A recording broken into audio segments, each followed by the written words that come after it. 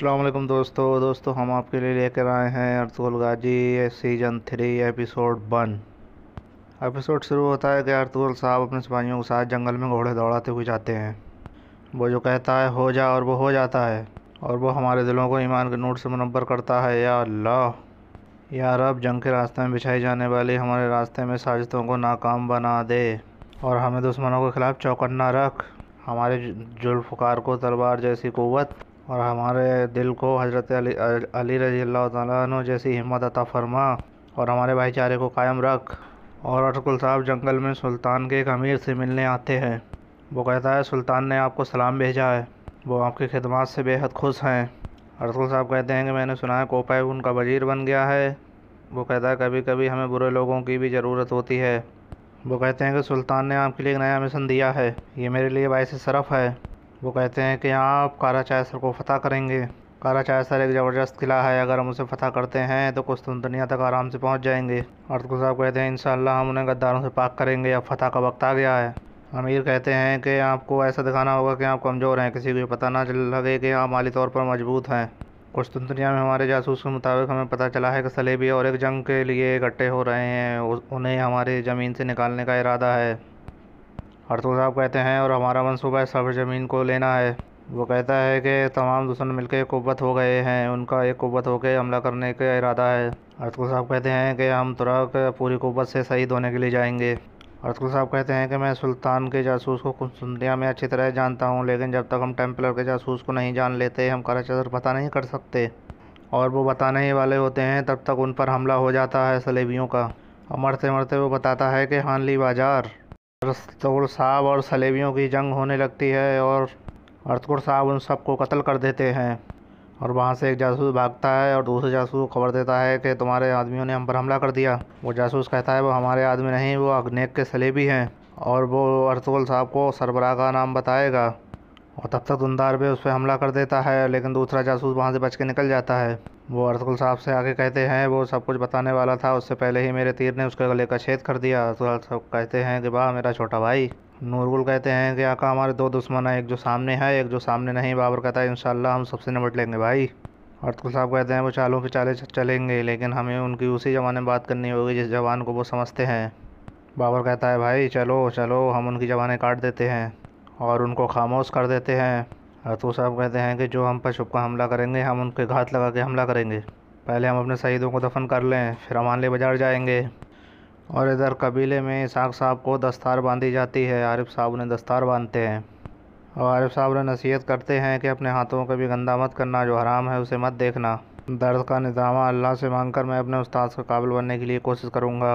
और इसाक साहब सभी कबीलों वालों से दुआएं लेते हैं। गुंदूज़ वहाँ से दौड़ निकलता है और वो दौड़ते हुए झूले पे जाता है, झूले से गिर जाता है और इतने में हलीमा खातून आ जाती हैं और कहती हैं मेरी जान मत रो, मेरे बच्चे को क्या हो गया।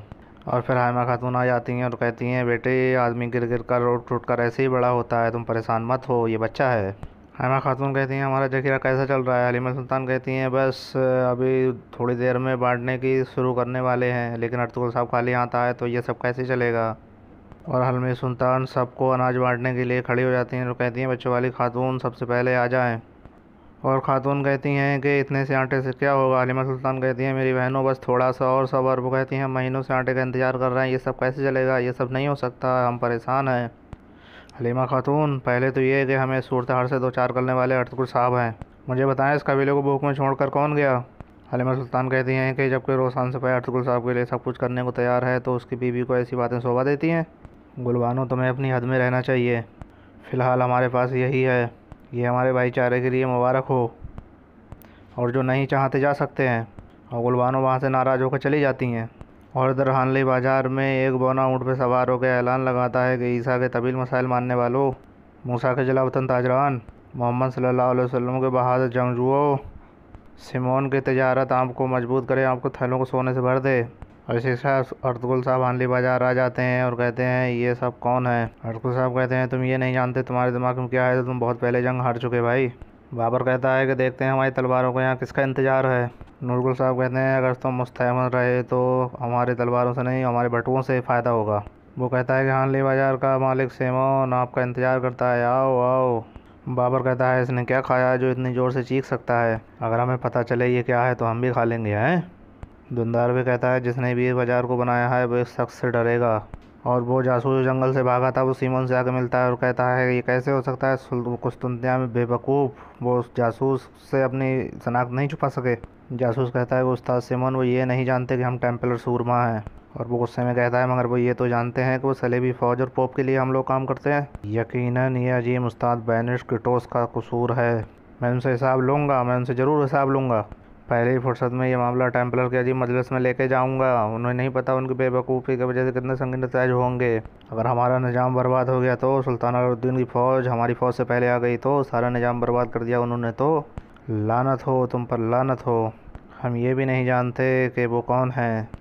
जासूस कहता है उस्ताद सिमोन, अब हम क्या करेंगे।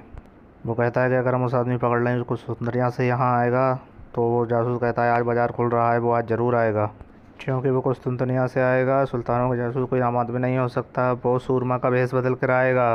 वो अपने जासूस से कहता है कुस्तुनतनिया से आने वाले सभी रास्तों पर निगरानी रखो और जो कोई भी सूरमा के भेष में आए उसे पकड़ लो। और सिमोन मुस्कुराते हुए सराय से बाहर निकलता है और वो ताजरों से खिताब करता है कि तंगदस्ती पीछे रह गई, हमारे बटू सोने के से भरने के लिए तैयार हैं। जब तक ठंड आएगी तब तक हमारे बटू सोने से भर जाएंगे। मेरा बाजार और सराय आप सबके लिए खुला है। जब तक आपके पास बेचने के लिए चीज़ें हैं, खरीदने के लिए सोना है, आप मेरे बाज़ार में आ सकते हैं। कुस्तुनतुनिया से लेकर चीन तक, जब तक सबसे काबिल कदर माल आपको इस बाज़ार में मिलेगा, जब तक आपके पास सोना है। आप नहीं जानते ये बाज़ार सिमोन का बाज़ार है और सबकी हिफाजत करना मेरा फ़र्ज़ है। मेरी बहन मारिया ने आपके लिए आज बड़ी तैयारी की है। हर कोई उस बड़ी तकरीब से लुत्फ़अंदोज़ होगा। चाबदार कबीले के सरदार का बेटा उराल साहब अर्तुगरुल साहब से मिलने आते हैं। अर्तुगरुल साहब कहते हैं मैंने सुना था बाज़ार बहादुरों को देखना चाहते हैं, इसलिए हम यहाँ पर आए। उराल कहता है कि इतनी दूर से यहाँ सिर्फ चंद खाले बेचने के लिए अर्तुगरुल साहब। वो कहता है कि अर्तुगरुल साहब आप इर्द दुनिया को खोजें, यहाँ पूरी दुनिया से लोग आते हैं, चीन, ईरान, बेंचेनिया, हिंदुस्तान से भी, और सामान से बड़े काफ़िले लाते हैं, और आप यहाँ बस चंद पुरानी खाले बेचने आए हैं। उराल कहता है कि आप उस आदमी को देखें, वो हर रोज़ इतना सोना कमाता है कि आपने अपनी पूरी ज़िंदगी में ना देखा होगा। दूसरी तरफ कुस्तुनतनिया के रास्ते पर वो सिपाही घात लगा कर बैठ जाते हैं और एक सूरमा को आते हुए पकड़ लेते हैं और उससे पूछते हैं तुम कौन हो, बताओ कौन हो। और धुंधार भी एक जगह देखते हैं और कहते हैं भाई अच्छी जगह लगती है, हम यहाँ खाले बेच सकते हैं। अर्तुगरुल साहब कहते हैं यहाँ जगह कायम करते हैं फौरी तौर पर भाई, फौरी तौर पर। बाबर कहता है काश रोसान भाई यहाँ होता तो हम उससे सारा सामान उठवाते हैं। अर्तुगरुल साहब नूरगुल से कहते हैं जहाँ ताजिर गंदम बेच रहे हैं ऐसी जगह तलाश करो। और उराल साहब सिमोन के पास आते हैं, उनसे पूछते हैं तुम रोज़ाना इतना सोने का क्या करते हो। सिमोन कहता है तजुस्सुस ऐसी चीज़ है उराल साहब, मैंने ये सुना है कि तोख्तामत साहब को ये है कि आप ये क्या खेल खेल रहे हो, आप पर शक है, वो हर एक से तुम्हारा पूछ रहे हैं। उराल साहब कहते हैं वो मनहूस कुत्ता अपने लिए मुश्किल पैदा करेगा। सिमोन कहता है कि मेरे पास एक अच्छी खबर भी है। सुल्तान अलाउद्दीन का एक वफादार आदमी, क्या नाम है उसका, ताजुद्दीन कोपैक, उसकी तकर्री सुल्तान के करीब तरीब आदमियों में हो गई है। वो उराल से कहता है कोनिया से आने वाला सामान तुम्हारे मुतालिक होगा और तुम अच्छा सोना कमाओगे। उराल कहता है कि जब तक तुम गलत काम नहीं करोगे तुम भी कमाओगे, लेकिन अगर मैंने तुम्हें कुछ करते हुए देखा तो समझ ले तुम्हारी खैर नहीं। और सिमोन कहता है कि इस शख्स में बहुत ज़्यादा खुद एतमादी है, कौन है ये। उराल कहता है सुलेमान शाह का बेटा अर्तुगरुल, जंग का माहर, वो यहाँ चंद खाले बेचने आया है। और वो लोग उस शख्स को पकड़कर एक संदूक में पैक करके हानली बाज़ार ले आते हैं। और इधर अरसलान खातून एक शख्स को पकड़ती हैं और कहती हैं तुम बताओ हमें धोखा किसने दिया, जल्दी बताओ। और शाहदार सरदार कहते हैं तुम बोल दो, याद रखो तुम मुझे पत्थर की तरह परेशान कर रहे हो, बोल दो, अफसोस ये गुनाह है। अरसलान खातून कहती हैं तुम अपनी कब्र खुद खोद रहे हो। और शाहदार सरदार कहते हैं मेरी बेटी अरसलान तुम्हें आसान लफ्ज़ों में समझा रही थी, तुम नहीं समझे, और फिर उसका एक कान काट देते हैं। और वो दूसरे कान की तरफ चाकू बढ़ा के कहते हैं शायद ये कान सही काम करे, बताओ बेटा हमारी चीज़ें तुम्हारे पास कैसे आईं, तुम किसके लिए काम करते हो। वो कहता है उराल साहब, वो कहता है कि आपके बेटे उराल साहब सा मंसूबा उनका था, मैं बेगुनाह हूँ। वो कहते हैं उराल साहब को बुलाओ, अभी बुलाओ जल्दी। इधर सराय में सिमोन और उराल अपने सोने के हिस्से की बंटवारा करते हैं। और वो मारिया कहती है कि मैंने उराल साहब ये आपको अपने हाथों से पकाया है, ये खाइए। सिमोन कहता है आपको इसका शुक्रिया अदा करना चाहिए, मारिया हर किसी के लिए काम नहीं करती। और उराल साहब को बुलाकर चाबदार साहब के सरदार उससे पूछताछ करते हैं और वो उस पर हाथ उठा देते हैं। तो वो कहता है कि जिसके इतनी औकात मेरे ऊपर उंगली उठाए तो फिर हम सब में दरार डालना चाहता है। उराल कहता है बाबा मेरा खून आप पर हलाल है, शायद ये आपका मसला है। और वो अपना खंजर अपने ही टांग पर मार लेता है।